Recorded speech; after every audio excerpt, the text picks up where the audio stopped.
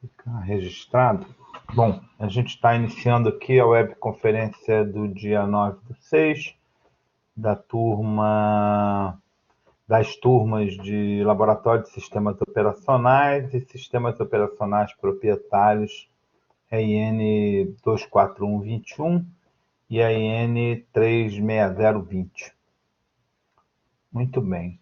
Então, vamos lá.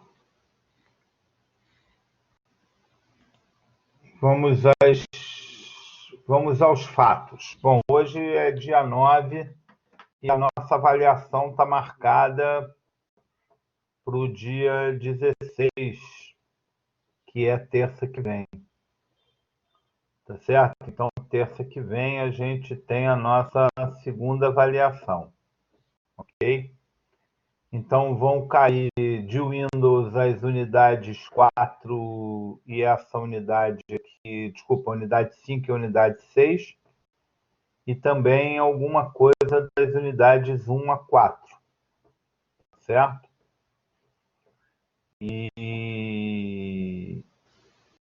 Aliás, não, desculpa, semana que vem é isso mesmo, semana que vem é 16, tá certo? Eu já devia ter passado o trabalho, deixa eu pegar aqui, porque o trabalho era para ter entregue até a semana que vem. E o que eu passei hoje também, tá? Hoje eu passei um trabalho que é para vocês fazerem também até a semana que vem. Ok? Essa semana de projetos de TI pegou a gente desprevenido, né? E aí peraí, deixa eu acertar aqui que tem um elemento estranho aqui aparecendo no vídeo. Pronto. Pegou a gente meio de calça curta, então a gente está um pouco apertado aí nos nossos prazos. Então vocês têm um trabalho para fazer que eu passei hoje, que está lá. Deixa eu compartilhar a minha tela aqui.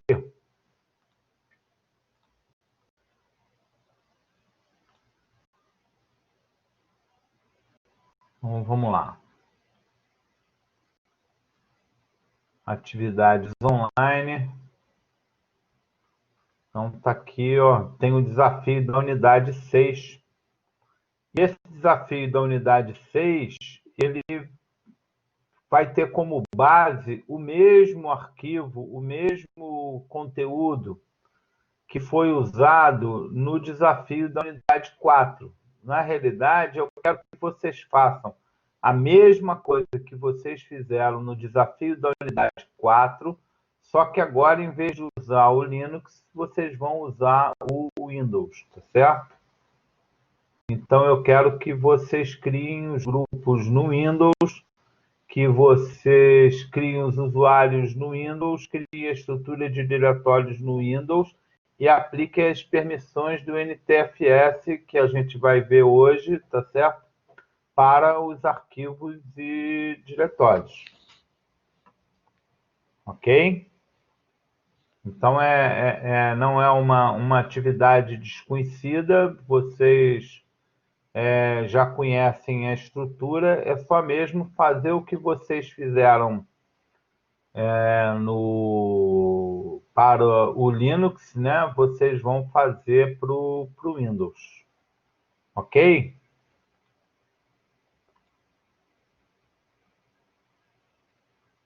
Ok, eu vou abrir o arquivo aqui, né? De novo, que está lá. Então, olha só, a gente tem aqui, né? Só para lembrar, né? A gente diz aqui nesse documento que a faculdade quer implementar uma estrutura lá com os servidores, ok? E essa estrutura deverá ser implementada, né? Dessa forma aqui, tá certo? Então, só que nesse caso aqui não vai ter um /lab, mas vai ter um diretório lá chamado lab, né? Em algum lugar lá no Windows. vocês podem fazer debaixo do documentos. Quem usar a estação de trabalho faz debaixo do arquivo documentos, pode fazer debaixo do C, pode criar uma nova letra, né, uma partição nova, aonde vai ficar esse lab aqui, tá certo? Isso aqui também pode ser um nome de compartilhamento. E a gente vai montar essa estrutura aqui, tá certo? Então, vai ter que ter as disciplinas, uma pasta para disciplinas, uma pasta para as turmas, né? E aqui os professores que vão ser responsáveis por cada turma, né? E vai precisar também de uma estrutura para os alunos, uma estrutura para os professores. Então, basicamente, a estrutura de diretório é essa que está aqui. Teve gente que andou dando uma inventada no trabalho no trabalho da unidade 4, mas não precisa. É isso aqui. Ó. Você tem um diretório por disciplina. Dentro do diretório da disciplina, você tem um diretório para cada turma, né? E aqui você só tem que definir os grupos e os grupos e os usuários que você vai criar, tá certo? Então, essas ações são muito simples, são as mesmas que foram feitas lá na atividade 4. Ah, ok, Marcos. Então é isso. A estrutura é basicamente essa aqui, porque o que você quer, o que a gente quer é implementar essa estrutura de diretório aqui. Tá certo? Um diretório para a turma. Tá? A única coisa que não tem aqui, que não está escrito aqui, mas está implícito no documento, é um diretório para os alunos, né? E um diretório para os professores. Ok? Então, vocês vão fazer isso em cima usando o Windows, né? Quem conseguiu instalar o servidor, né, pode fazer isso no servidor. Quem não conseguiu, faz na sua própria máquina. Não tem problema, tá certo? Ok, gente? Alguma dúvida? E o desafio da unidade 5 continua valendo aí.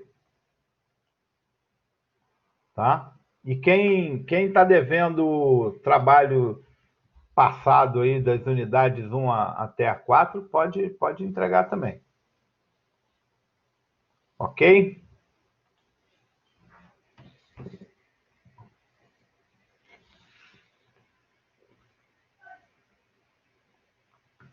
Ok, Guilherme. O desafio da unidade 5 é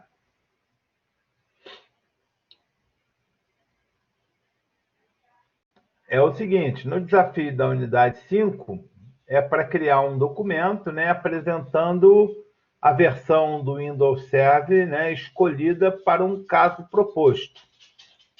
Né? Então, você deve... o caso proposto aqui na unidade 5. Vamos ver aqui. Peraí, deixa eu terminar aqui. Nessa unidade, vamos utilizar o desafio proposto no material didático. Você deve apresentar um documento, está aqui o documento doc, apresentando a versão do Windows Server escolhida para o caso proposto. Você também deve listar, né, quais são as características, serviços, né, as features do 2012 devem ser adicionados para que o servidor cumpra os objetivos desejados, levando em consideração aspectos de autenticação, gerenciamento centralizados ou não, e um diagrama de rede usando o PEC-Trace, mostrando a topologia proposta para a empresa, para a rede dessa empresa. Adicionalmente, você deve apresentar um vídeo, né, com a instalação do Windows Server 2012 no modo Server Core. Tá certo? Então, vamos ver o que é o caso proposto. O caso proposto está aqui, ó. Materiais de aula, tá certo? Unidade 5, material de estudo, unidade 5. Aqui na unidade 5, você tem aqui o desafio. Então, o desafio aqui, o Windows Server é um sistema operacional que oferece diversas versões, assim como seus antecessores. É fundamental que um profissional de TI conheça esses produtos e seja capaz de oferecer opções que possam atender às demandas existentes. Considerando as diferentes versões do sistema operacional comercializado pela Microsoft, quais soluções você indicaria no caso de se fosse um consultor de TI de uma empresa de médio porte? Responda de acordo com a descrição abaixo. A empresa tem 20 computadores que acessam a internet, 2 impressoras a laser e um sistema de controle que funciona na web com softwares livres, sendo também acessado por notebooks, tablets e smartphones. Estima-se, conforme a previsão de crescimento da empresa, que a quantidade de computadores aumente em até 100% nos próximos 2 anos. Ok? Então, baseado nessa descrição aqui, você vai fazer o quê? Você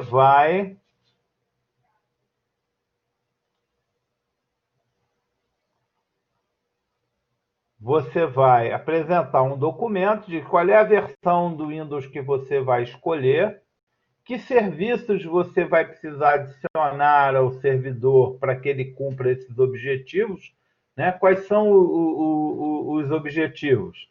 Né? Que a empresa possa imprimir em 2 impressoras a laser e possa suportar um sistema baseado em web, ok?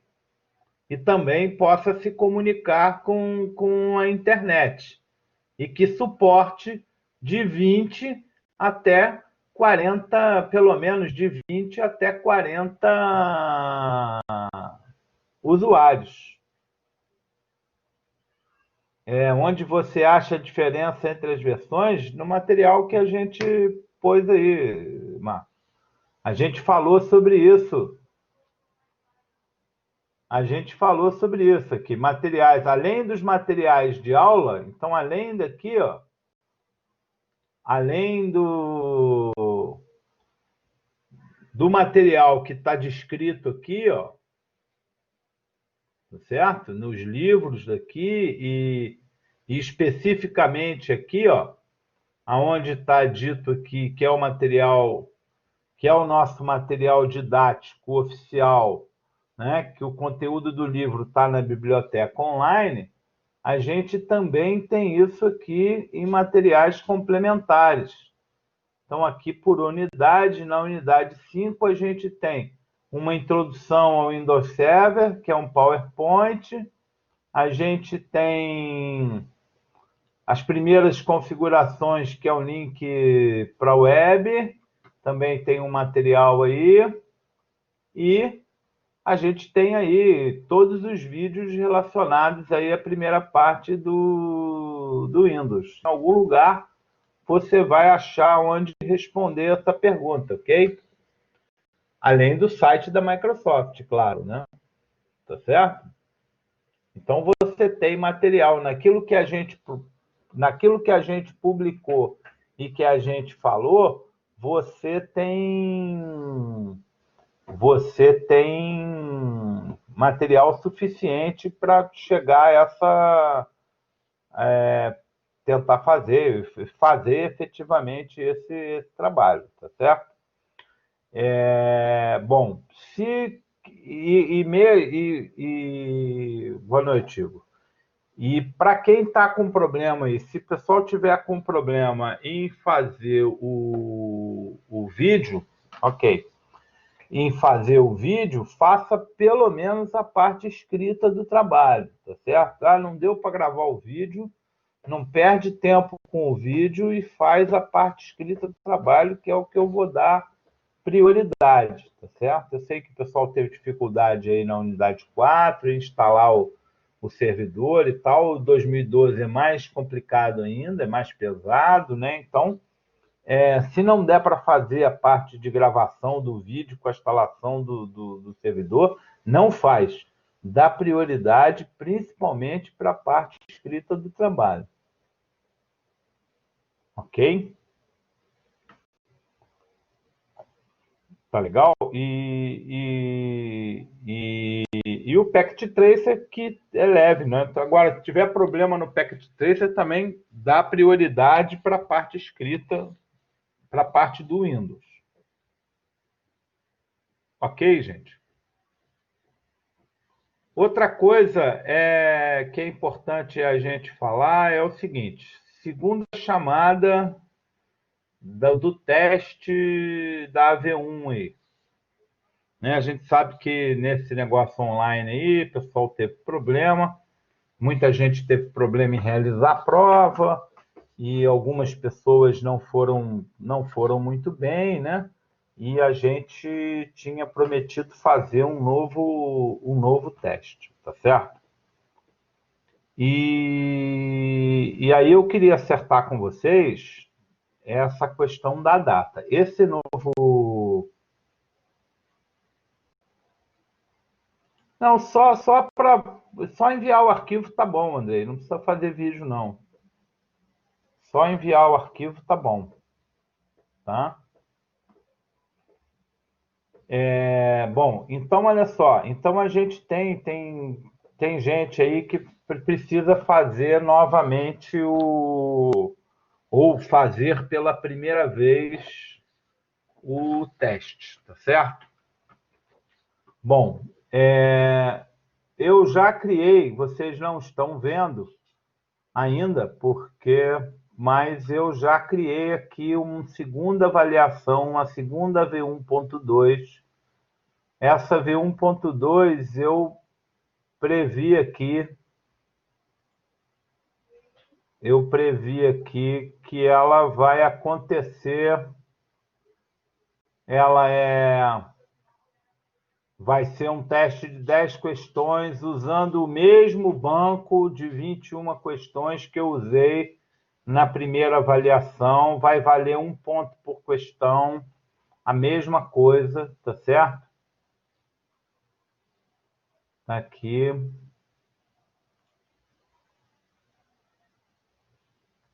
E eu estou prevendo esse teste acontecer no dia 16, que é semana que vem. Ele vai estar habilitado de 19 às 22, e ele vai ser de 2 horas. E vai ser o mesmo período, quer dizer, eu coloquei nessa data aqui que vai ser o mesmo dia da avaliação da V2, que eu ainda não fiz, mas vou fazer, tá certo? Então, o que é que vai. Não, essa segunda chamada, esse segundo teste, é as unidades de 1 a 4, tá certo? Eu habilitei isso para todo mundo. Para todo mundo. Quem não precisar fazer, não faz. Quem está com nota legal, não precisa fazer. Tá? Se a nota for menor, pois é. Não, eu só vou. Quem quiser fazer, pode fazer. Eu vou usar a nota mais alta, tá certo? Ok? Mas quem não precisa fazer, porque a gente vai ter nesse dia, e aí quer dizer, eu queria conversar com vocês, porque eu acho melhor disponibilizar esse teste, uma alternativa, era disponibilizar isso no dia 23. Vamos abrir aqui, ó, 16, 23. 23 seria talvez o dia da 16 eu lanço aqui, 23 é a AVS, 30 é a segunda chamada da AVS. Então, eu particularmente acho que valia a pena a gente fazer isso no dia 23. Então, no dia 23, a gente pode fazer duas provas, né? A gente pode fazer, na verdade, a gente pode montar pode abrir, pode colocar isso aqui no dia 23 para quem para quem não fez a AV1 e pode colocar a AVS para quem ficou de AVS. Aí eu organizo direitinho quem vai fazer o quê. Se aí alguém precisar de alguma outra prova, a gente faz isso no dia 30. O que é que vocês acham? Porque eu estou preocupado de ficar duas provas na. Sei, vocês é que sabem, ficar duas provas no dia 16. Para mim não tem problema nenhum, né? Vocês é que vão fazer prova. Não, ok, então. Então a gente faz isso. Então eu vou botar a V2 no dia 16, tá certo? E vou botar essa aqui, vou até já mexer aqui, ó. Eu vou botar esse teste no dia 23. Então vamos lá, dia 23, tá certo? Já está atualizado. Isso não vai aparecer lá.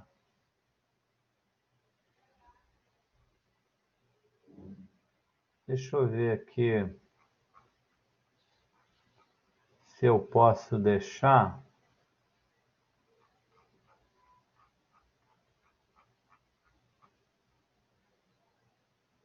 Eu não posso, eu tenho que manter ele escondido lá, eu não posso deixar vocês vendo sem deixar fazer, entendeu? Então eu vou ter que deixar, mas vocês sabem que já tem lá, já está definido lá, tá certo? Ah, peraí, 23/6, às 19, 23/6. Ah, tá, é porque tem uma outra data aqui, peraí. Aqui. E ele vence 23/3. Então tá aí. Então todo mundo sabe que no dia 23/3 vai ter a segunda chamada da V1. E também vai ter a AVS se alguém precisar ficar na AVS, tá certo? E eu vou criar um conjunto de perguntas sobre o Windows. Então, a V2, que é o que a gente vai fazer na semana que vem, vai ser do capítulo 1 ao capítulo 7. Ok? Com ênfase nos capítulos 5 e 6. Eu vou ver como é que organiza isso. Vou deixar isso organizado para vocês, tá certo? Então, tá bom assim para vocês?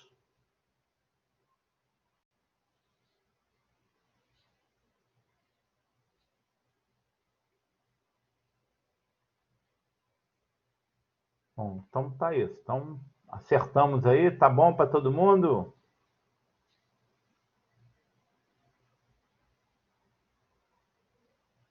A V2 vai ser a matéria toda, do 1 ao 6. Semana que vem, isso. Tá legal? Mas eu vou procurar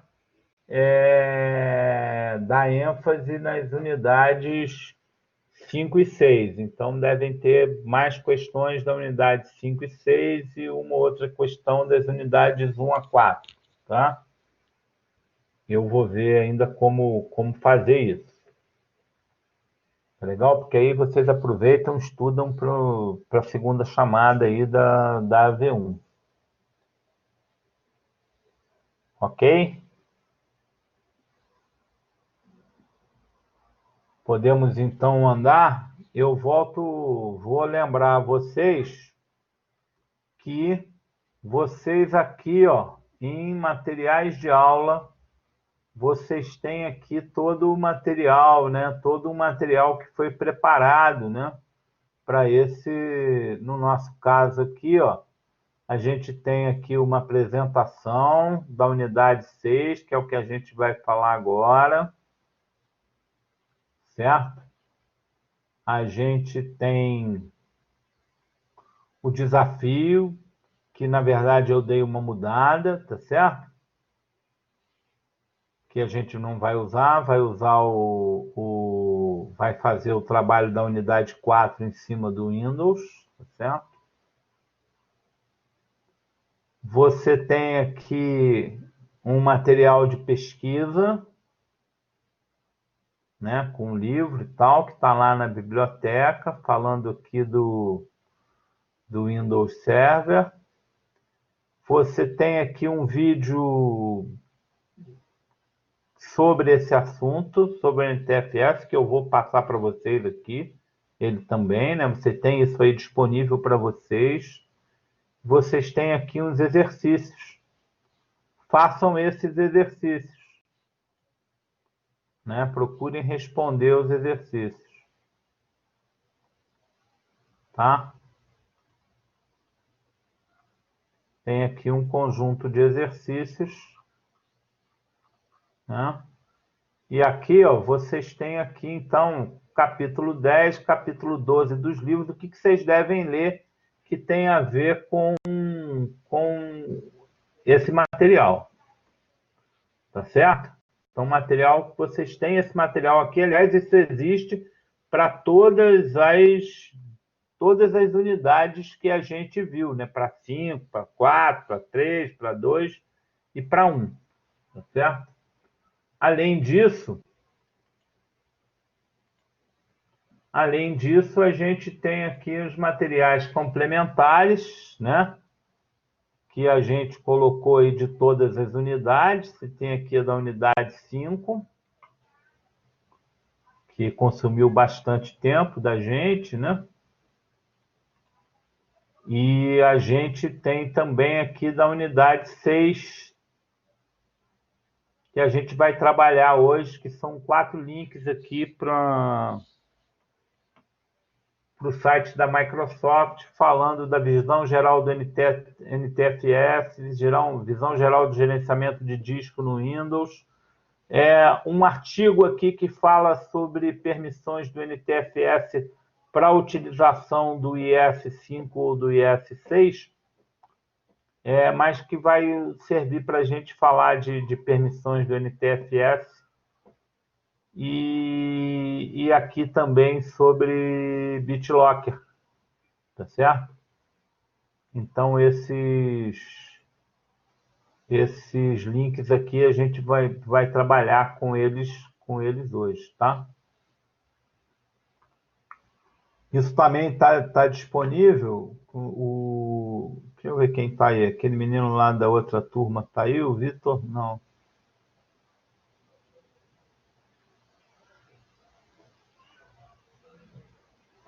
Não, não está, mas tudo bem. Também está disponível para a turma de sistemas operacionais proprietários.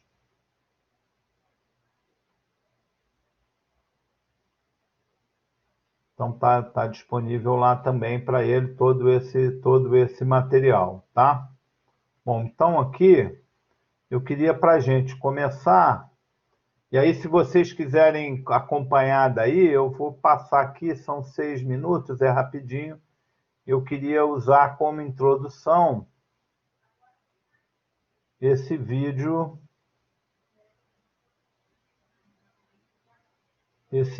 aqui da unidade 6 que está aqui. E aí eu quero saber, objeto de aprendizagem, se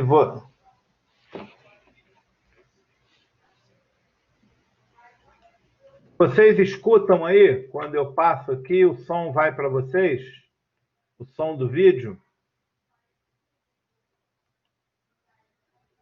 Hein? Não aparece aí o som do vídeo para vocês? Deixa eu ver se eu... Deixa eu ver.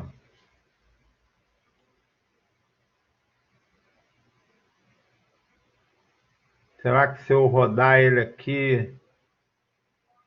Deixa eu fazer o download dele aqui para fazer um teste.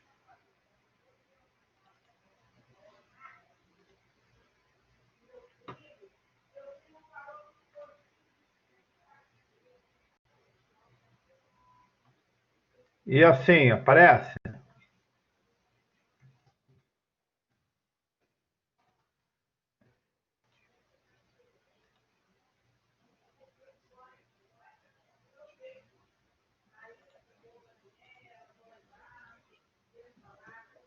Assim vocês escutam?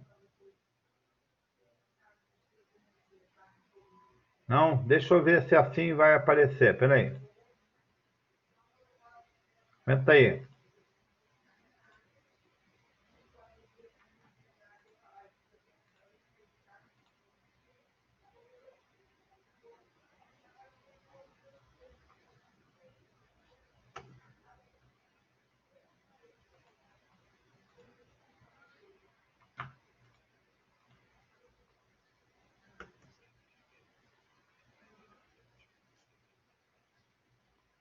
E assim, aparece? Também não?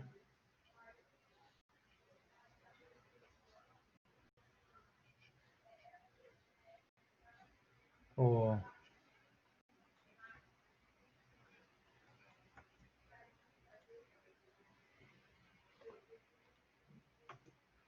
Então, eu vou pedir a vocês para fazer o seguinte, para vocês entrarem aí, né? Vocês podem dar e rodarem esse vídeo aí enquanto eu rodo aqui.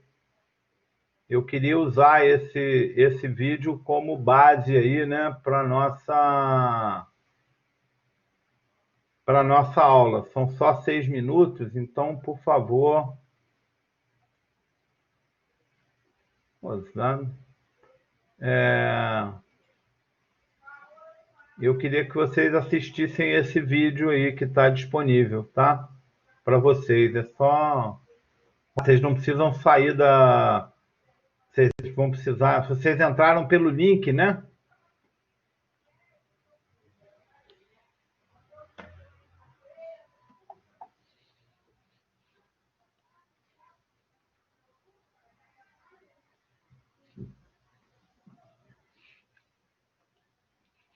Vocês estão me escutando aí? Vocês, quem tem. Vocês entraram pelo link da webconferência, né? Para ver o vídeo, vocês vão ter que entrar lá no AVA. Então, deixa. Eu vou seguir aqui e, e depois. Pois é, quem entrou pelo. Eu queria que vocês procurassem entrar pelo Blackboard e assistissem aí o vídeo. Quem entrou pelo link, acho que não vai conseguir, né? Então, tudo bem. Eu vou seguindo aqui a matéria, então, depois vocês assistem esse vídeo, porque esse vídeo tem a introdução aí direitinho do que é para... Fala bem aí da nossa atividade. Eu não sei o que tem que fazer para esse som, o som desse negócio aparecer lá no... Isso devia estar aparecendo, né? Janela do aplicativo.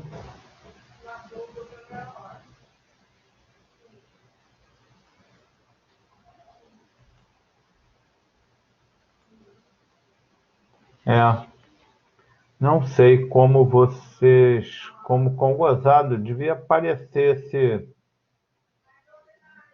esse vídeo.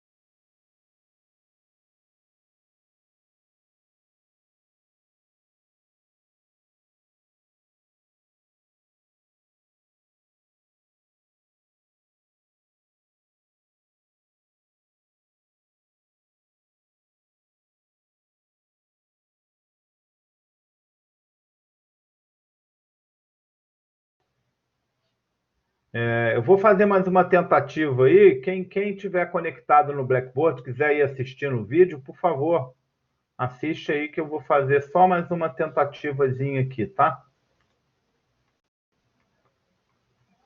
Aumenta aí um pouquinho.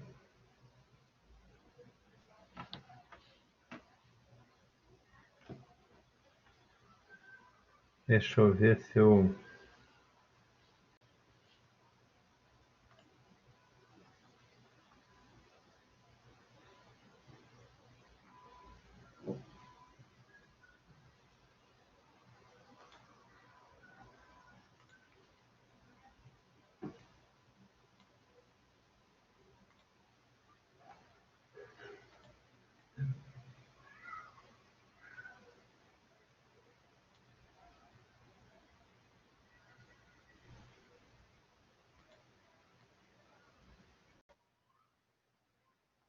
Eu vou ver se trocando aqui.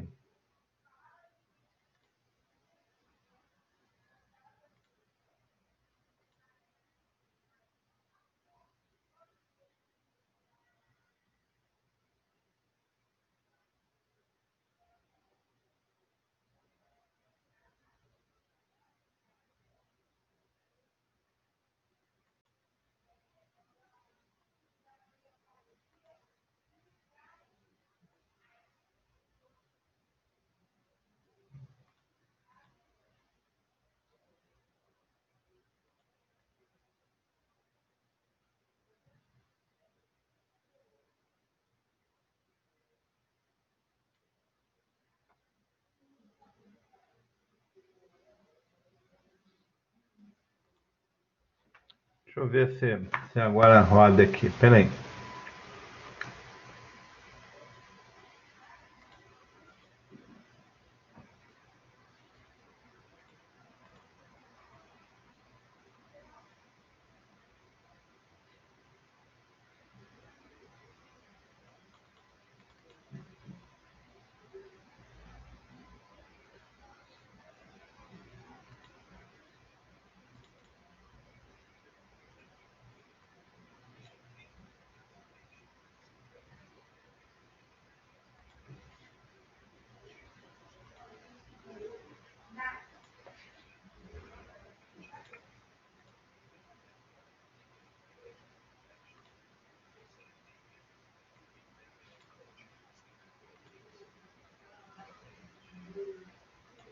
Vocês agora estão escutando aí o vídeo, não? O áudio do vídeo?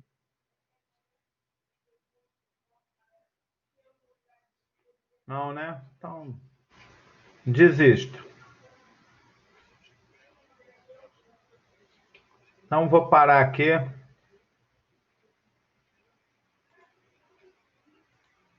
Vou parar aqui, vou entrar lá, vou continuar aqui, tá? Deixa eu compartilhar a tela aqui.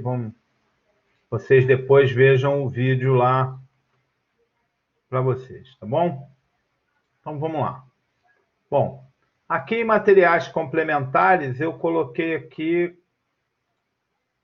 alguns links, que é o que a gente vai trabalhar. Então, hoje, nós vamos falar sobre o sistema de arquivos NTFS, né, e sobre particionamento de disco no Windows, ok?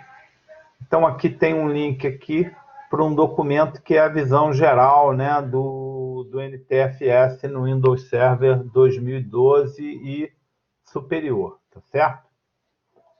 Bom, então o NTFS é o sistema de arquivos, né, primário do Windows, tá certo? Ele fornece um conjunto de recursos, incluindo diretrizes de segurança, criptografia, cotas de disco e compartilhamento de dados, né, em rede, tá certo?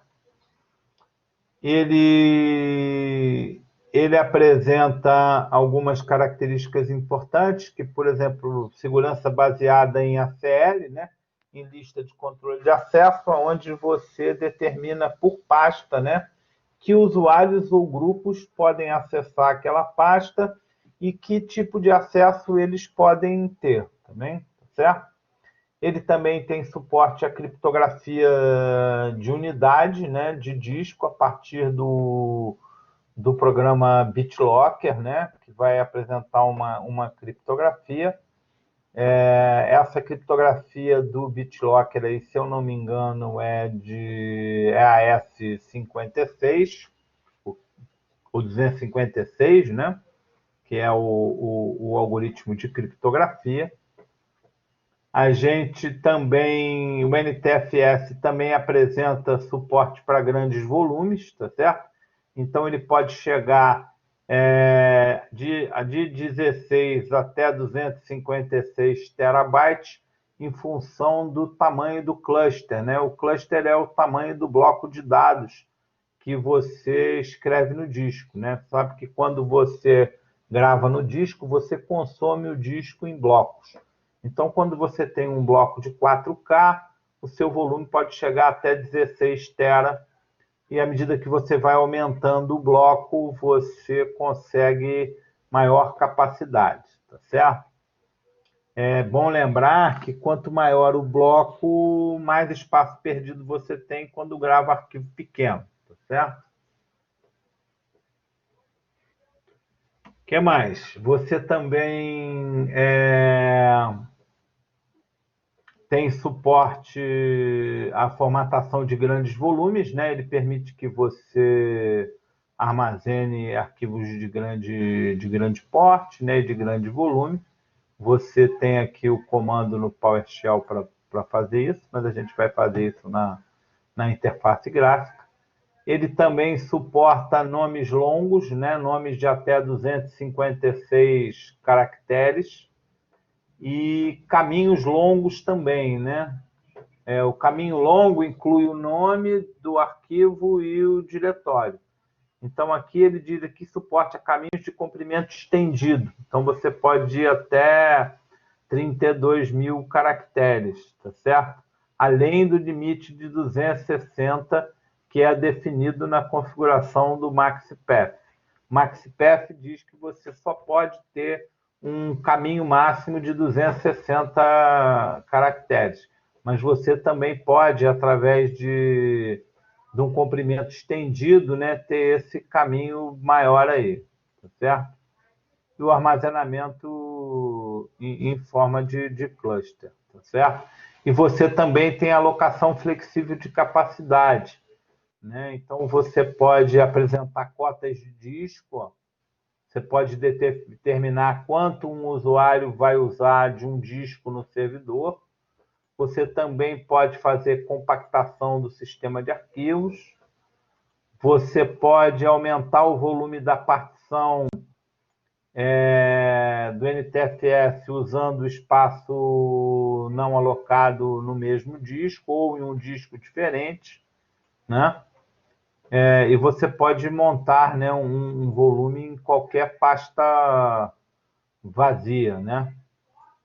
Se você precisar ficar sem letras. Então, você pode montar, parecido com o Unix, né? Com Linux, você pode montar um volume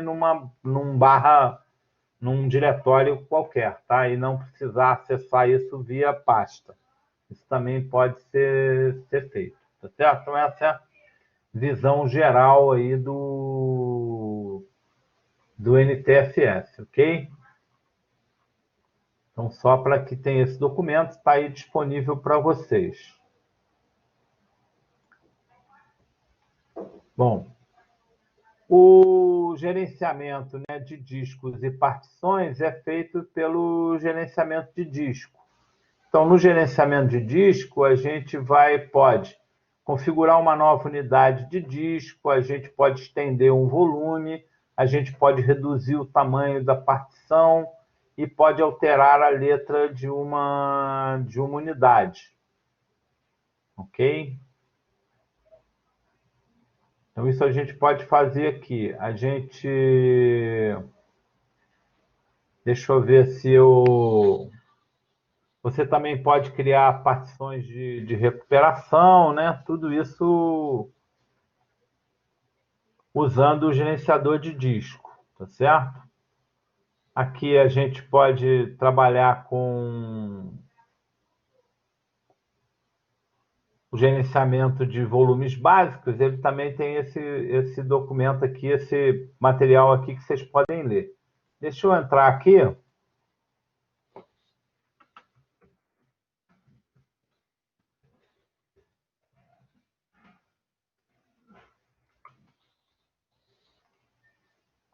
Eu vou fazer isso aqui na estação por uma questão de desempenho, tá? Mas é mais ou menos a mesma coisa no servidor, tá? Então, vamos entrar aqui em gerenciamento de disco. Está separado? Acho que não, né? Ferramentas administrativas. Gerenciamento.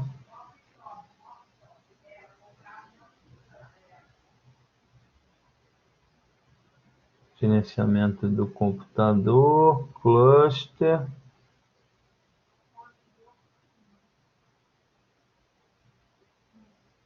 Caramba, eu estou com óculos, meu óculos reserva, que o outro eu esqueci no carro. Esse aqui tem uma lente menor, cadê? Eu fico aqui. Cadê o gerenciamento de disco desse negócio aqui? Aqui, gerenciamento de disco. Então, aqui no gerenciamento de disco, ó, você tem os discos, aqui aparecem os volumes, tá certo? E aqui aparecem os discos. Então, a gente tem um disco zero de 40 GB, né? Aonde eu tenho 39 GB, né, alocado para essa partição. Ok? Um disco do tipo básico. A gente pode ter um disco básico e discos dinâmicos. Né? Os discos dinâmicos são discos que podem ser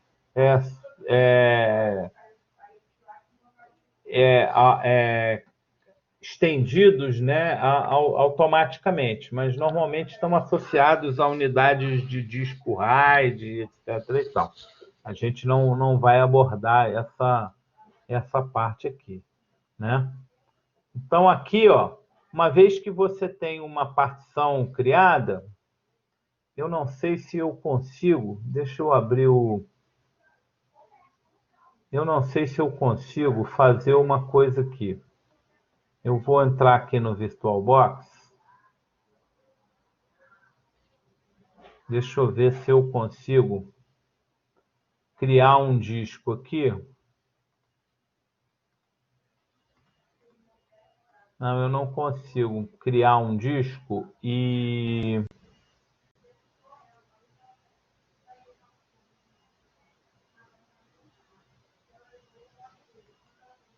com a máquina ligada. Eu vou ter que dar uma desligada nessa máquina. Eu vou desligar a máquina. Antes eu vou mostrar aqui o que eu puder. Então, vamos lá. Então, aqui, ó, a gente pode alterar a letra da unidade, mudar essa unidade de letra. Não vou fazer isso no C porque vai dar problema, porque é a unidade de sistema. A gente pode alterar o tamanho do volume. Nesse caso aqui, a gente pode diminuir o volume. Inclusive, é uma coisa que quem for fazer dual boot, eu quero fazer um dual boot aí na minha estação de trabalho. Então, ele diz aqui o tamanho, ó, e diz quanto eu posso diminuir. Eu vou ver até se eu consigo fazer o que eu queria fazer aqui. Então, eu posso diminuir, né? 19, eu vou diminuir aqui. Eu vou diminuir aqui 15 GB aqui desse volume.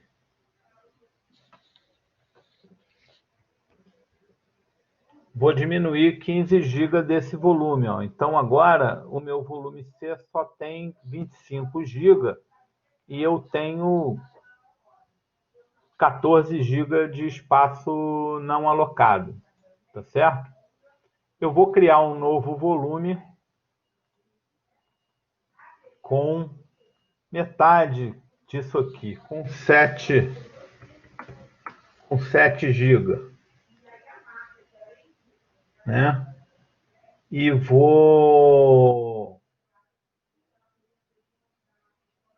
atribuir, né, essa letra E aqui à unidade. E eu posso montar, isso eu vou mostrar para vocês no outro. Eu vou montar aqui com uma unidade E, tá certo? Aí eu vou voltar aqui, vou botar só 5. Vou botar aqui 5 GB e vou atribuir uma letra E, tá certo? Vou formatar no NTFS, padrão, e aqui eu posso dar um nome para isso, né? Então eu vou chamar de dados 1. E eu posso ativar aqui, ó, a compactação de arquivos e pastas. Então eu vou criar um volume já compactado, né? Tudo que eu gravar ali, ele vai compactar automaticamente. E aí ele vai criar aqui, vai fazer a formatação, já criou aqui uma unidade de disco aqui, ó. Tá certo? Então, se a gente for aqui no disco, já aparece aqui, né, uma unidade vazia aqui, tá certo? Se eu entrar aqui nas propriedades dessa unidade, né, eu vou ver que está mostrado aqui que é para compactar o disco para economizar espaço. Tá certo? Ok? Então, está feito aqui essa unidade. Bom, ainda aqui na partição, eu vou dividir essa partição agora aqui vou criar uma nova partição. Vou fazer o seguinte, ó. Eu vou aqui, olha só, aqui no eu vou criar uma nova pasta chamada dados2, tá certo? Então, dados2, vocês estão vendo aí direitinho, né?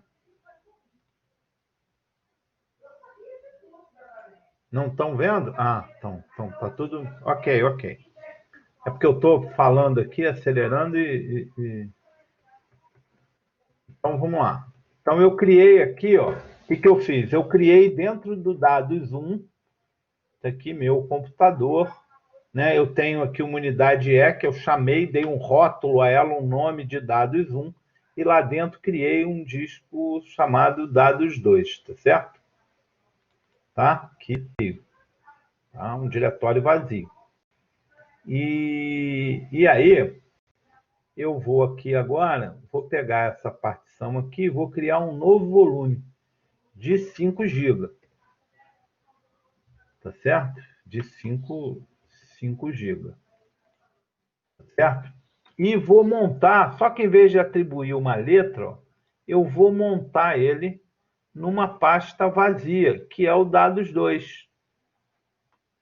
Tá certo? Então, quando eu fizer isso, eu também posso ativar a compactação, né? Posso não formatar, ok? Mas eu preciso formatar, porque senão não tem espaço. E eu vou criar aqui, ó, concluir. Então, eu criei aqui, ó, uma partição, um novo volume aqui,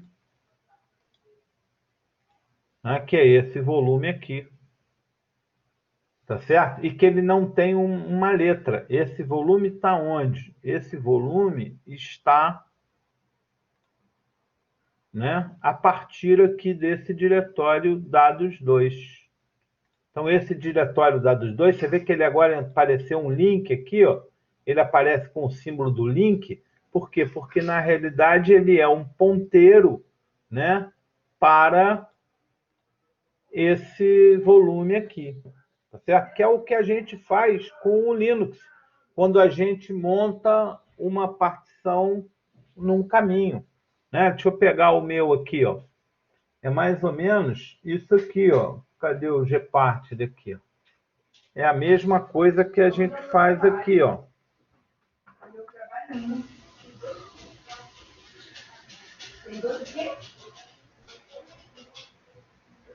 Deixa eu abrir aqui.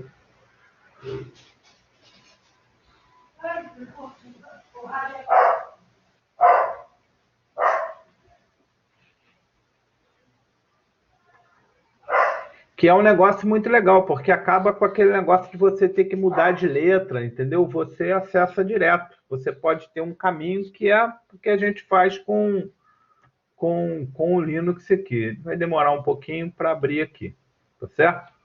Bom, e uma coisa que a gente pode fazer também, né, uma vez que a gente fez isso, a gente pode estender o volume. Eu acho, deixa eu ver se a gente...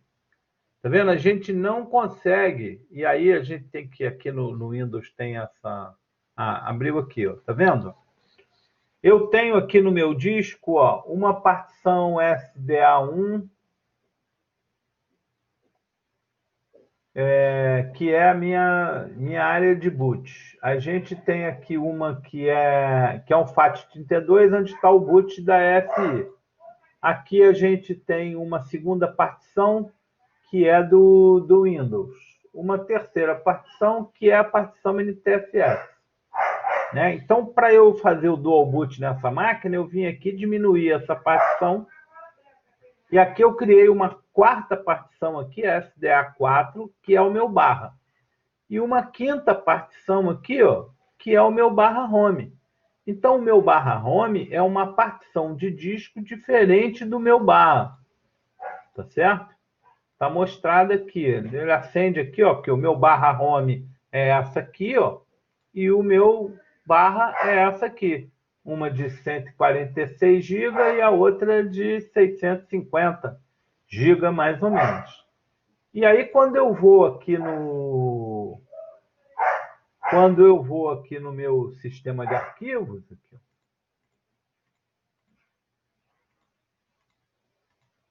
quando eu vou aqui na minha raiz, ó, eu estou aqui no meu barra. O barra home aparece para mim, ó. Cadê o barra home? Está aqui. Onde está? Aqui, home. O barra home aparece para mim como se fosse um diretório do barra.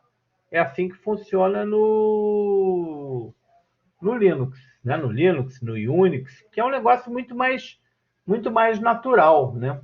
O Windows agora também permite que você faça isso, né? Como a gente fez aqui. Então, quando eu clico aqui eu aqui no disco E, né? Eu fiz isso no E, mas podia fazer tudo isso no C.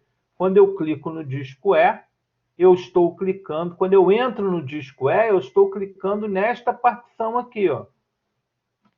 Certo? Mas quando eu clico em dados, eu estou acessando essa partição aqui. Tá certo? Ok?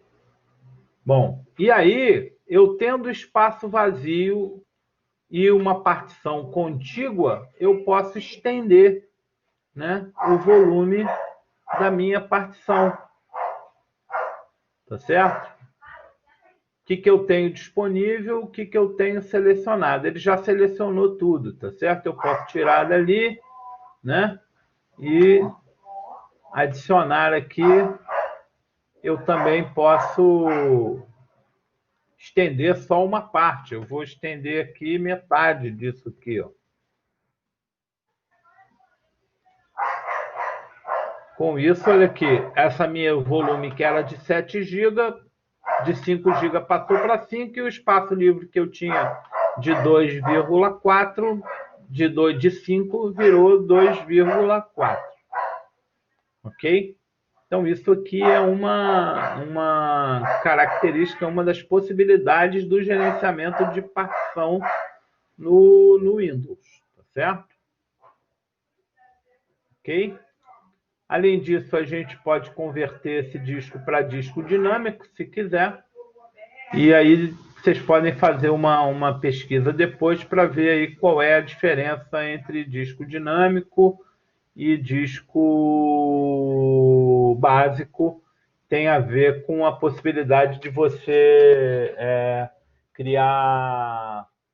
criar espelhamento de disco. Se eu tivesse 2 discos aqui, eu podia espelhar um disco no outro. Para fazer isso, eu precisava converter esse disco para disco dinâmico. Por exemplo, fazer espelhamento por software. Tá certo? Ok? Até aqui? Essa parte de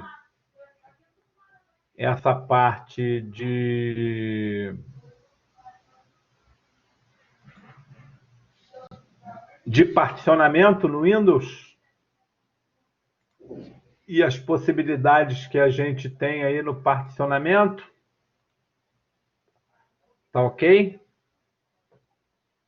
Então eu vou ver se eu acho aqui, peraí, disco dinâmico. Se eu acho o negócio da Microsoft, dinâmico Windows 2012. Reverter um disco dinâmico em um disco básico. Soluções de problema de gerenciamento de disco.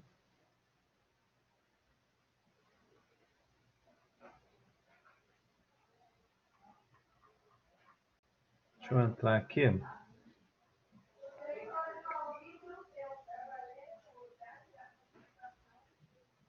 Volumes de disco. Disco dinâmico. Para um disco básico.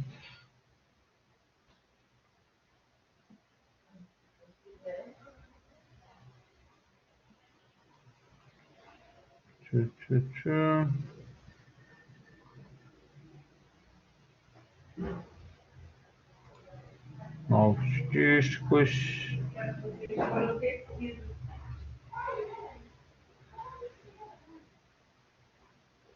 Realizar disco. Partição.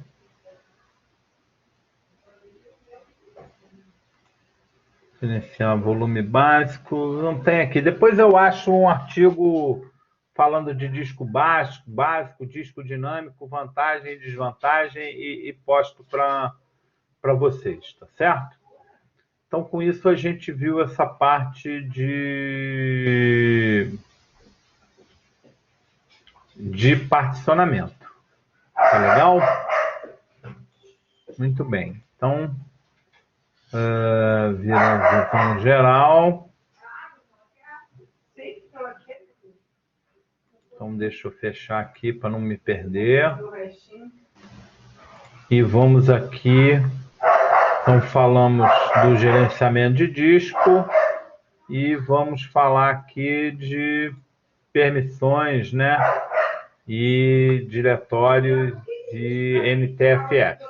Isso aqui é um artigo específico que depois vai fazer sentido para vocês na unidade 7, onde a gente fala de IS, tá? Que é para você...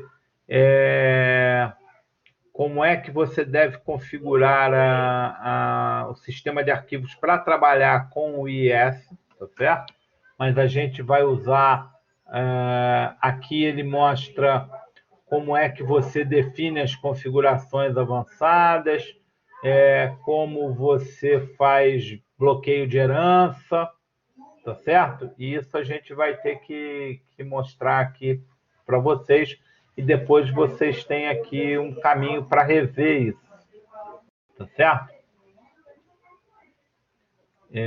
Não é exatamente o que eu vou fazer, nem o que vocês vão fazer no exercício, mas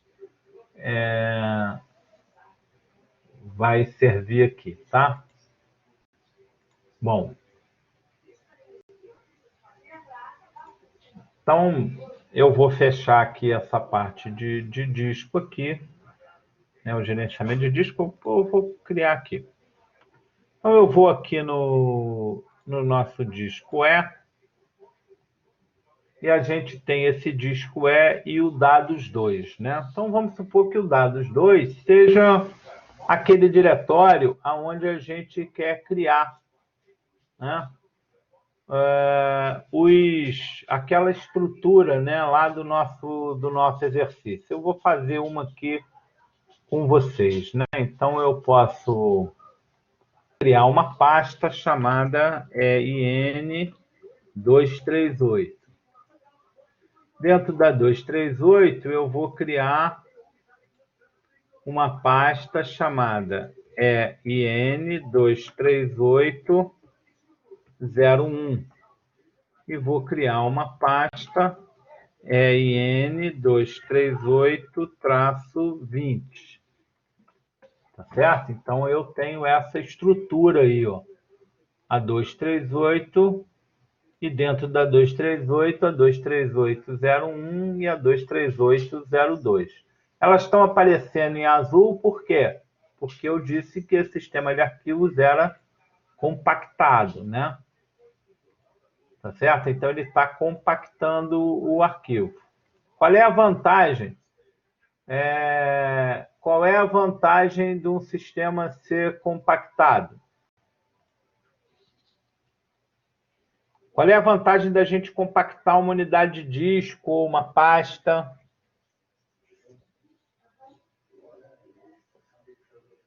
Ganha espaço. Isso aí, Andrei. E a desvantagem?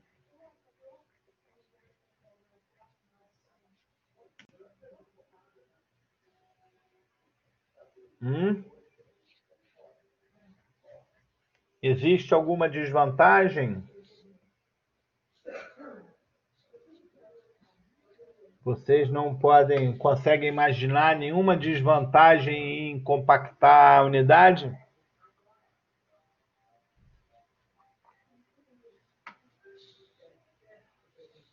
Não? Compactar e descompactar arquivo consome o quê? Não. Compactar e descompactar consome o quê? RAM e CPU, tá certo? Então, quando você tem muitos arquivos muito grandes, e você tem um volume de acesso muito grande, né, você tem uma tendência de consumir mais os seus recursos da máquina, tá certo? Então, a gente precisa...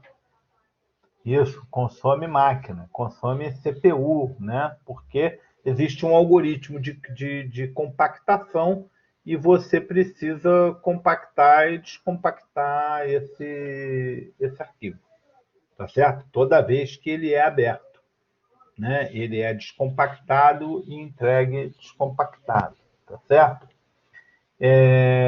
Existem algoritmos de compactação diversos. No caso do Windows, se eu não me engano, ele mantém sempre compactado. Ele pega o arquivo, compacta o arquivo, ele está compactado. Você pede para abrir, ele descompacta, te entrega, você altera, manda gravar, ele compacta e grava. Existem sistemas operacionais e mecanismos de compactação que, quando você abre um arquivo, ele descompacta o arquivo e deixa descompactado. E aí, se ninguém usar o arquivo por 7 dias, ele vai e compacta o arquivo de novo, né? Isso faz com que ele consuma menos recurso, né? Mas também não vai gastar um pouco mais de espaço, porque alguns arquivos vão ficar descompactados, tá certo? É um compromisso entre espaço e desempenho aí, tá? Bom, então vamos lá. Cadê aqui a nossa máquina aqui? Então eu criei essas duas estruturas aqui de arquivos, tá certo? Muito bem. Para...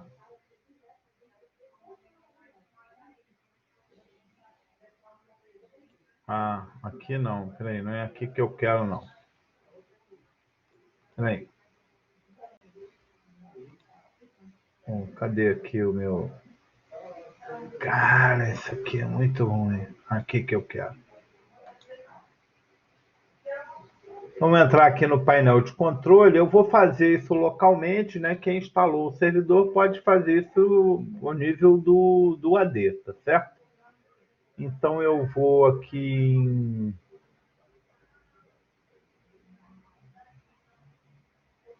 Eu vou aqui em... Vou criar um usuário, né? E vou criar grupo. Vou criar um grupo e dois usuários aqui. E vou criar isso localmente, tá certo? Cadê aqui o...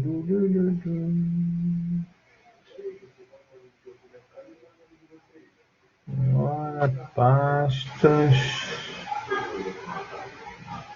Defender...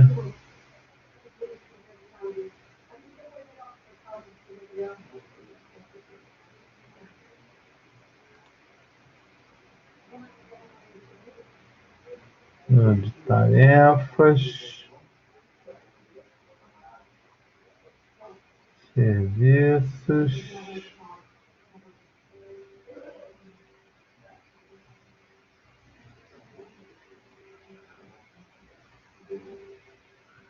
Caraca, bicho.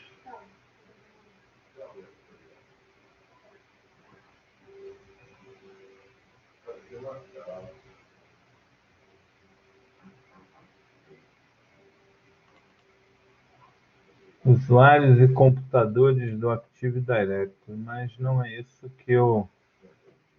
Bem que eu acho que eu até posso fazer isso.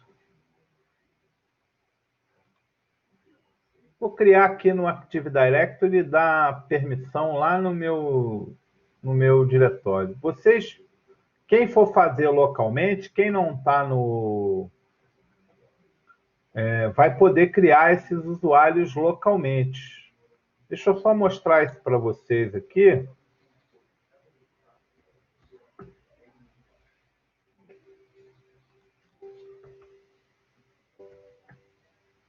A gente pode criar os usuários localmente usando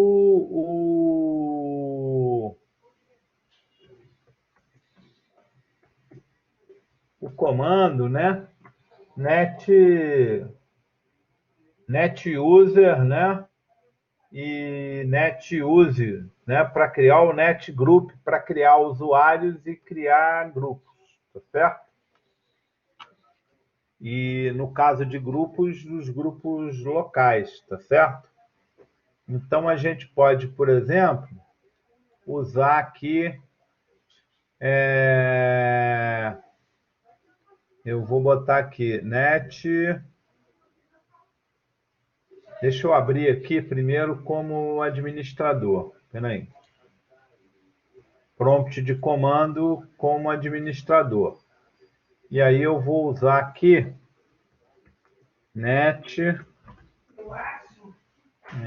group,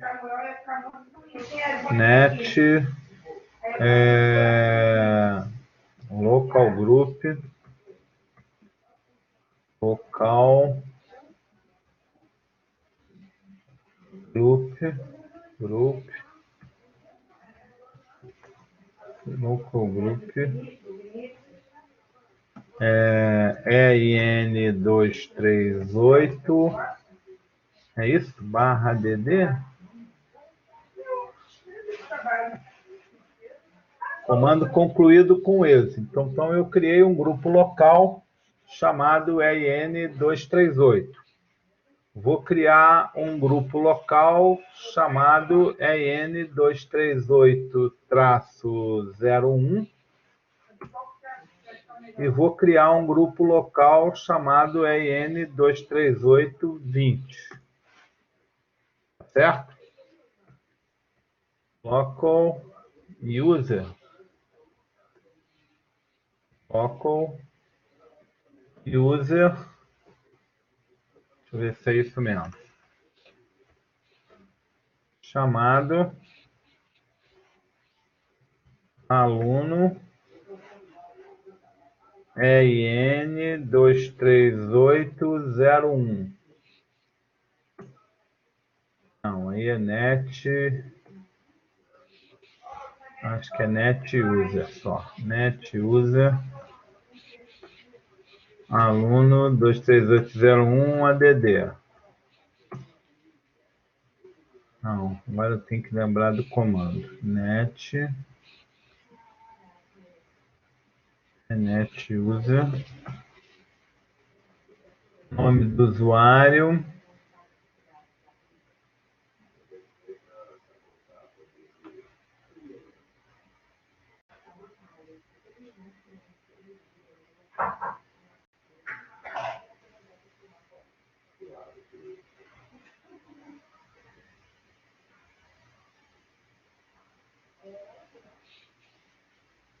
tá certo, NetUser, nome do usuário, vou botar aqui aluno 01, tá melhor aqui, aluno 01,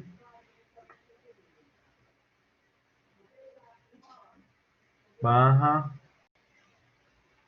ADD, será que é ADD maiúsculo? Não, mas não, barra ADD. Ah, senha, é porque eu defini uma senha complexa, tá certo? Então eu vou botar aqui EIN, tem que escrever senha, não, EIN 241 traço aluno 01. Deixa eu ver se ele vai aceitar aqui. Não, requisitos de diretiva de senha.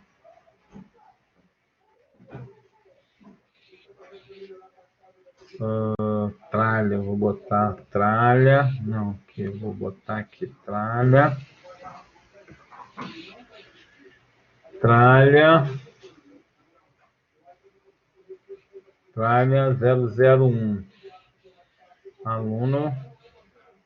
Eu tinha definido padrão de senha complexa. Eu vou botar aqui a IN. Olha lá, deixa eu ver se agora vai. Bem, criou. Agora eu vou criar aqui um usuário João F com a mesma senha aqui, tá? Só para a gente ver. Então eu criei os usuários locais aí na mão, tá certo? Criei na mão porque é mais fácil, mais rápido do que eu fazer isso aqui. Poderia ter criado isso aqui aqui no domínio? Também poderia. Eu poderia vir aqui, ação, né? Novo usuário. Eu vou botar o nome aqui, João F, iniciais JF, e o nome do usuário, o nome de logon vai ser João F. Então é um usuário de domínio. Está criado aqui. Tá certo? Posso botar sem senha? Concluir que o usuário não pode por causa da diretiva de senha. Então eu vou botar a mesma coisa que é IN 241, né? Isso aqui, tralha 001. Ele não deixa, não sei se ele deixa ou não, ele não deixa eu copiar. É IN 241 tralha 001. Então, o usuário deve trocar a senha no próximo logon. Concluir, ele criou aqui, então, esse usuário. Vou criar também um outro usuário do aluno 01. Qual é a diferença? Se você está usando o mesmo nome, é porque um é um usuário de domínio e o outro é um usuário local. São dois usuários diferentes, tá certo? Então, vamos lá. Vai ser EIN 241 tralha 001. IN 241 tralha 001. Então, criei esses dois usuários, tá certo? Está criado aqui esses dois usuários. Posso também criar aqui um grupo, né, que eu vou chamar de EIN241, não, 238, né? 238, que é um grupo global, ok?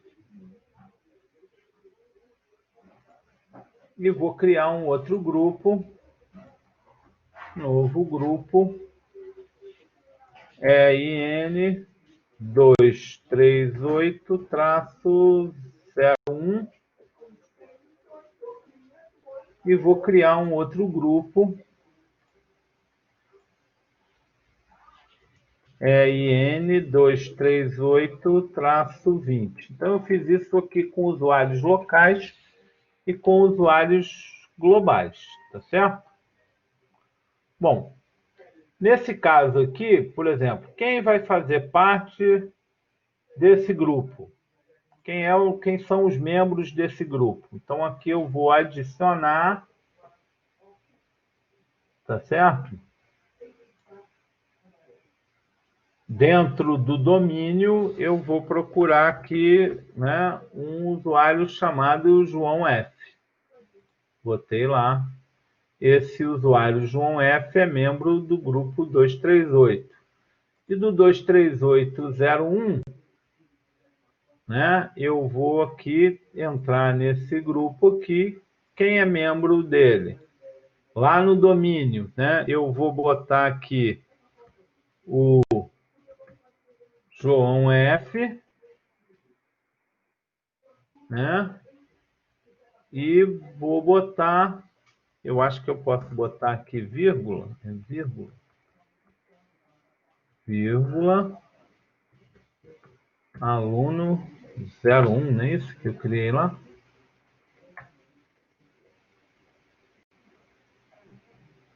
Não. Deixa eu tirar aqui, fazer o outro, porque eu não tô... Ah, já botou ali um dois pontos ali, ó. Aluno 01. Foi esse que eu chamei o cara ali? Aluno 01, tá vendo? Então, botei esses dois pessoas aqui, membro desse diretório aqui. Tá legal?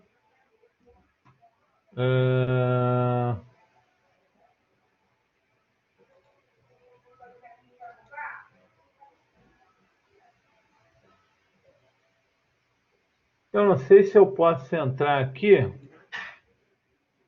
Não, aqui é só no domínio. E aí eu deveria ter, fechei lá. Aqui eu posso também ter um comando aqui.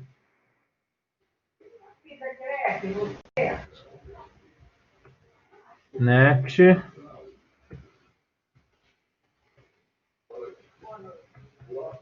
group.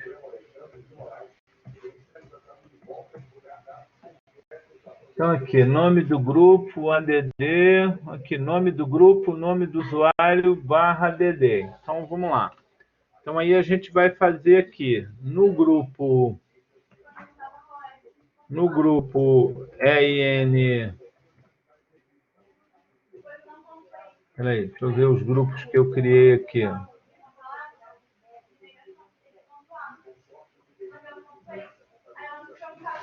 Então eu criei um grupo 238, né? Então eu vou botar aqui net group EIN 238, eu vou colocar o João F /ADD, não é isso?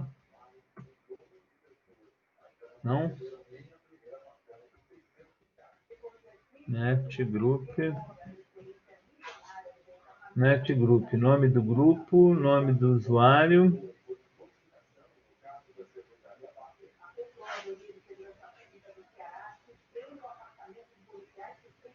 Nome do grupo, nome do usuário.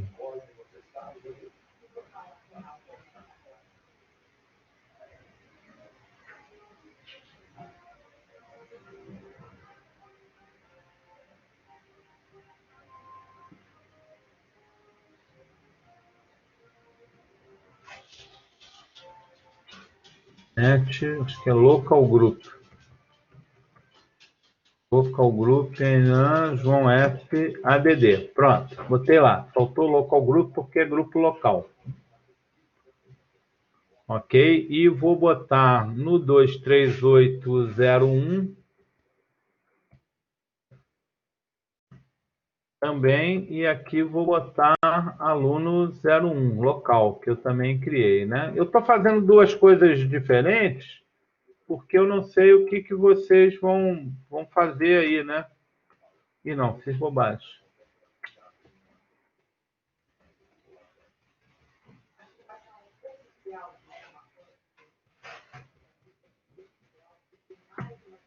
Aluno 01. Então, eu também fiz isso aqui. Deixa eu ver se eu acho.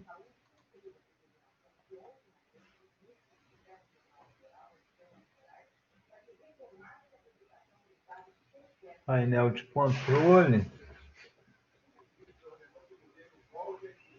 Opções de indexação. Soluções. Aqui, contas de usuário.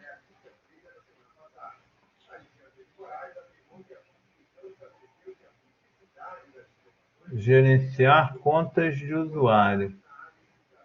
Então, eu tenho aqui ó, o aluno 01 e o João F. Tá vendo? Que eu criei aqui, ó. E os grupos ao qual eles pertencem. Tá vendo? Tá certo? Associação de grupo. Tem lá o grupo ao que eles pertencem. Esse pertence ao grupo usuários, né? E é o 238. O João F. Ah, eu errei aqui, ó.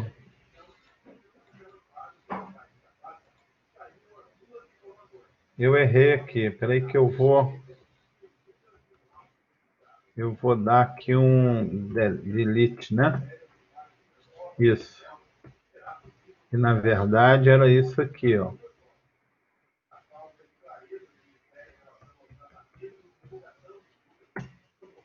Beleza. Então, se a gente olhar agora aqui, a gente vai ver que mudou, tá certo? Então, o usuário aluno 01 é membro do grupo usuários e do 23801. O João F é do 238, do 23801 e do usuários, tá certo? Ok?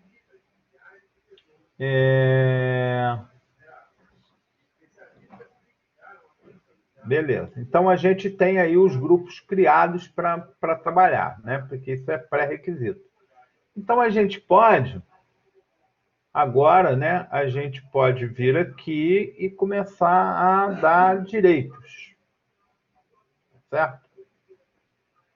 Então, a gente pode vir aqui, né? E aqui em dados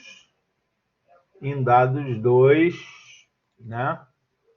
Então, em dados 2, a gente vai vir aqui, ó. Primeiro aqui na estrutura do dados 2. A gente pode entrar aqui em propriedades e vir em segurança. Então, aqui a gente entra, né, na questão da segurança do NTFS. A gente tem alguns grupos que, por padrão, têm direito nos sistemas. O grupo usuários, tá certo? E são que usuários são esses aqui, ó? São os usuários, né, do locais, né? Os administradores locais, o sistema e o grupo usuários autenticados. Então, os usuários locais, né? Todos os usuários locais já têm, né, direito aqui a fazer isso. Mas eu posso não querer isso, né? Eu posso querer mexer nisso. Eu não quero que todos os usuários do computador tenham direito a isso. Eu só quero que aqueles usuários daqueles grupos que eu criei lá, tá certo? Então, eu posso editar isso e, por exemplo, posso remover usuários autenticados. Ah, está herdado permissões. Então, eu não posso remover. Por quê? Porque ele está herdando as permissões do diretório de cima. Então, o que eu tenho que fazer isso? Eu tenho que vir aqui em configurações avançadas. Isso é uma coisa que eu queria mostrar para vocês. E... peraí, cadê? Vamos mudar aqui, acesso. Deixa eu ver se é aqui.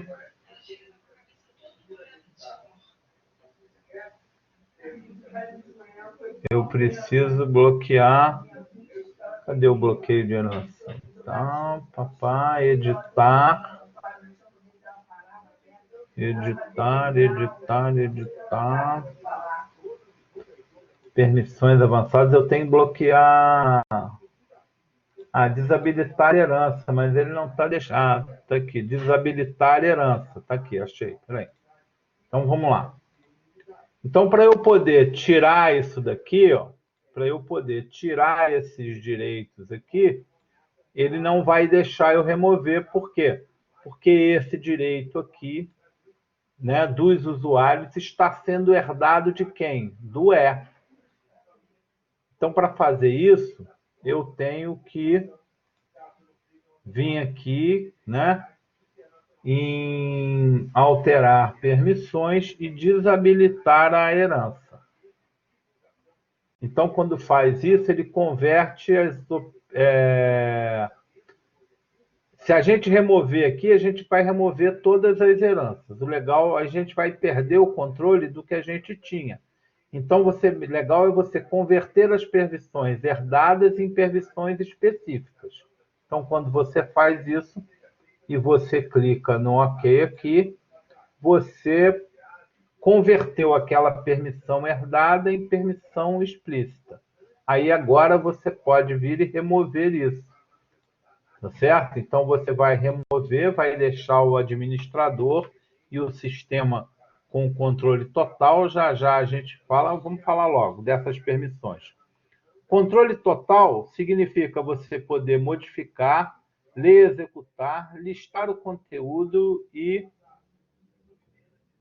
fazer leitura e gravar e ter permissões especiais. Isso é que significa controle total, ok? Significa todas as permissões. Aqui é só modificar, aqui é ler e executar, aqui é listar o conteúdo da pasta, aqui é só ler, aqui é só gravar.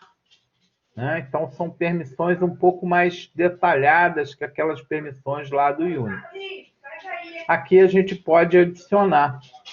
E aqui, ó, quando a gente vai adicionar, né, a gente pode escolher o domínio ou o meu próprio computador. Se eu clicar no meu computador, eu vou estar adicionando, e aí eu vou botar um grupo aqui, ó, EIN, dados 2, EIN 238. Ele achou lá, tá vendo? Ó, Win64 238. Aí eu vou dar OK. Então, o que eu quero que esse cara faça? Ora, nos dados, eu não quero que o meu usuário tenha direito nenhum, esse usuário do grupo. Eu quero que ele tenha direito aonde? Lá naquele diretório EIN238. Então, a única coisa que ele precisa é chegar lá. Para chegar lá, ele precisa ter apenas listar conteúdo. Ele precisa apenas listar o conteúdo da pasta para poder navegar na pasta. Então, nesse diretório dados, ele vai ter só esse direito. Aliás, eu posso também deixar esse direito lá para o resto dos usuários. Espera aí, deixa eu mudar aqui um negócio legal aqui. Espera aí. Deixa eu editar aqui. Deixa eu fazer um negócio aqui. Habilitar. Deixa eu habilitar a herança de novo. Pronto, voltei tudo nele, habilitei essa só para alterar permissões, desabilitar a herança, converter, OK. Então, eu vou pegar aqui usuários autenticados, vou editar e vou deixar ele só listando o conteúdo. Porque pode ser que eu queira criar ali outros diretórios, né? E aí ele não vai poder chegar lá no caminho daquele usuário. Ok? E aqui nos usuários, aqui eu também vou botar só listar o conteúdo da pasta. Então, só vai poder listar o conteúdo da pasta. Ok? Então, aqui, ó, usuários só podem listar o conteúdo, o sistema tem todos os direitos, administradores têm todos os direitos e os usuários podem listar. Com isso, como os meus usuários também são membros desse grupo usuário, eu não preciso fazer nada específico aqui. Ok? Dou um OK. Então, aqui nos dados. Agora, aqui no 238, é diferente. Eu tenho que entrar aqui. Agora, aqui sim, ó. Eu vou aqui em segurança, vou em avançado, vou desabilitar a herança, né?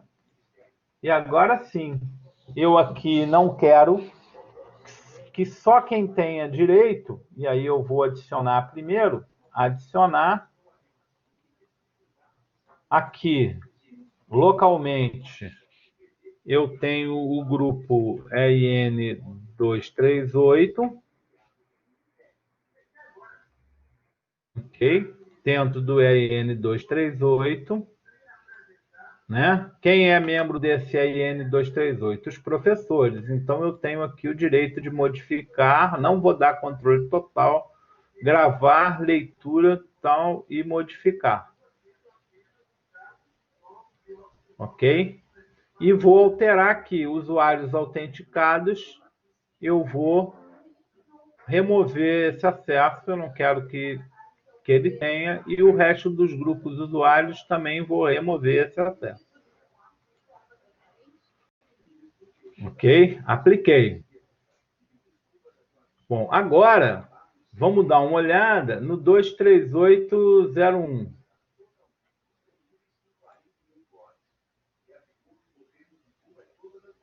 No é porque aí tem a minha conta lá, né? Como eu tenho direito de administrador, ele deixou.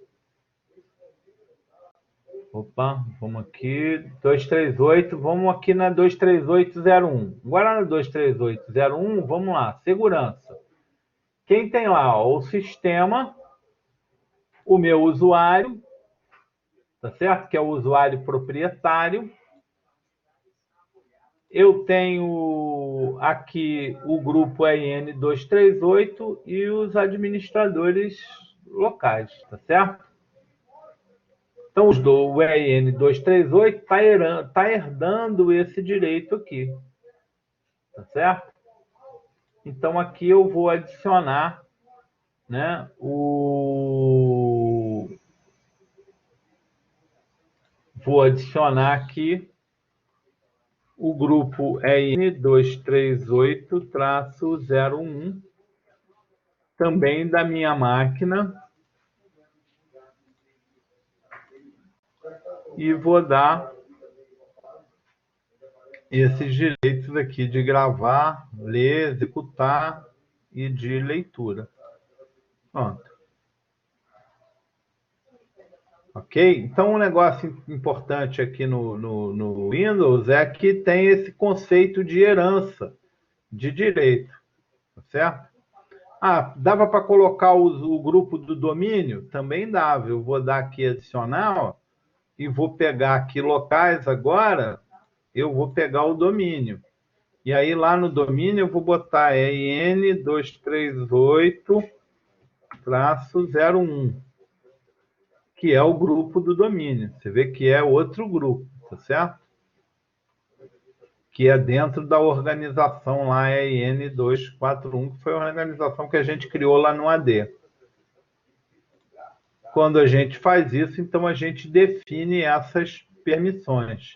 Se você olhar aqui, no outro que a gente ainda não definiu, ele vai estar com a herança lá do outro sistema. Ok? Até agora? Então, o que vocês vão ter que fazer lá no trabalho é algo parecido com isso. tá certo? Ok? Eu vou pedir 10 minutinhos a vocês aí, tá? Eu vou ir beber uma água aqui. Não é muito mais difícil, não. É só porque a abordagem é diferente, né? Como tem herança, né? Mas no lá também tem. É que quando você, no Unix, quando você estabelece um novo chmod, você bloqueia a herança automaticamente. Só isso. É porque lá fica mais explícito, porque essa herança ele atribui. É que você não vê, é só um jeito de mostrar diferente. Mas é mais ou menos a mesma coisa, tá? Eu vou dar uma paradinha aí, 10 minutos de intervalo, tá certo? E a gente já volta, tá bom?